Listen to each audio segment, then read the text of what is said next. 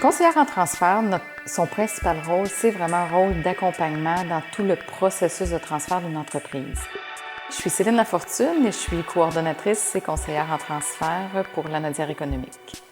Quand on parle accompagnement, c'est de commencer par la réflexion des cédants par rapport à leur volonté de vouloir transmettre l'entreprise à leurs enfants ou à des relèves non apparentées. C'est aussi de voir est-ce qu'on choisisse la bonne relève. Est-ce que notre relève a les compétences pertinentes pour prendre l'entreprise comme elle est? De travailler aussi sur le développement d'une vision commune, parce qu'en entreprise, c'est important que nos relèves et nos cédants qui vont travailler ensemble pendant quelques temps puissent avoir une vision commune de la continuité de l'entreprise. On va travailler aussi sur la cogestion, le transfert des responsabilités. Qu'est-ce que les parents faisaient puis qu'on veut que les enfants fassent? Ça va aussi avec le développement des compétences, mais on va souvent faire un calendrier au niveau de la cogestion. On se sert aussi au niveau humain et organisationnel de tests psychométriques. C'est intéressant parce que ça vient démontrer les traits de personnalité ou les talents naturels des gens. Donc, on est en mesure d'aller chercher une belle complémentarité dans les gens qui font partie de la même équipe. Cette portion-là est plus la portion humaine et organisationnelle du transfert et c'est notre rôle principalement.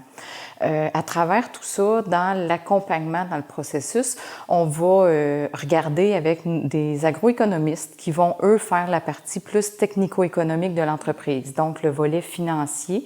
Nos agroéconomistes vont travailler sur cet aspect-là, mais sont intégrés dans le processus.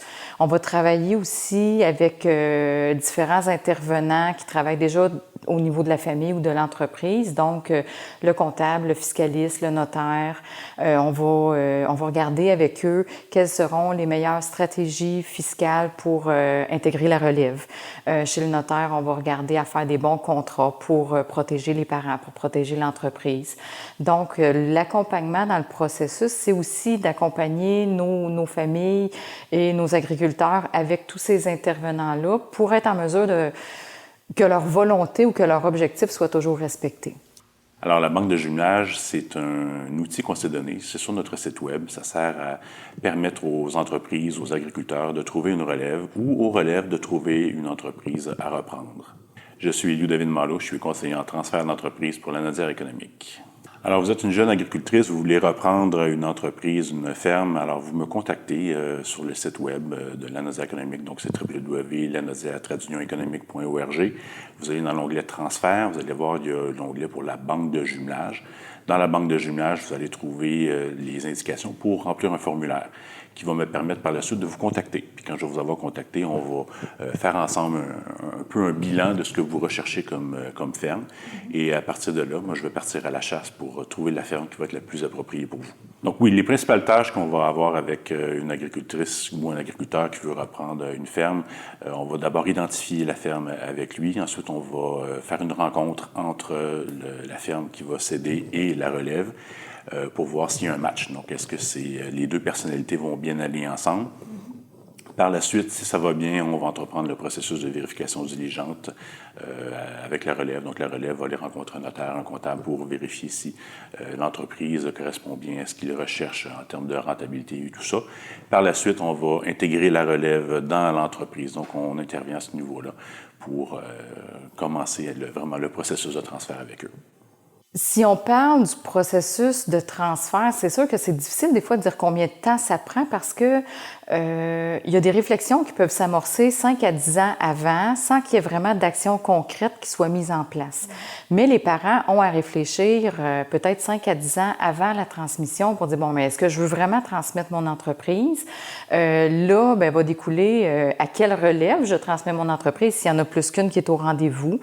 Quelle formation je voudrais que les relèves aillent chercher pour être en mesure de bien faire la gestion de l'entreprise. Donc, cette réflexion-là s'installe avant, mais quand on accompagne les gens dans le processus proprement dit pour en finir à la transaction, souvent, je vous dirais que c'est de peut-être 1 an à 2 ans d'accompagnement plus intensif avec nos producteurs.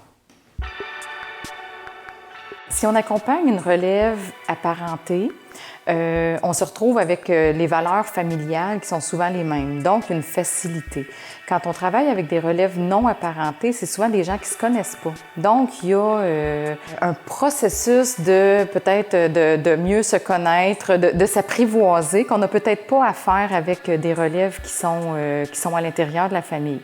Par rapport aux intervenants aussi, ce qu'on suggère, c'est que quand on a des relèves qui sont apparentées dans la même famille, on travaille souvent avec la même équipe de professionnels qui connaissent l'entreprise, tout ça, qui connaissent la famille, qui connaissent l'historique, tout ça. Par contre, quand on travaille avec des relèves non apparentées, on va souvent suggérer de travailler avec des professionnels différents pour que notre relève puisse avoir son point de vue à elle, développer son projet, puis que les parents puissent aussi avoir développé leur projet à eux. Là.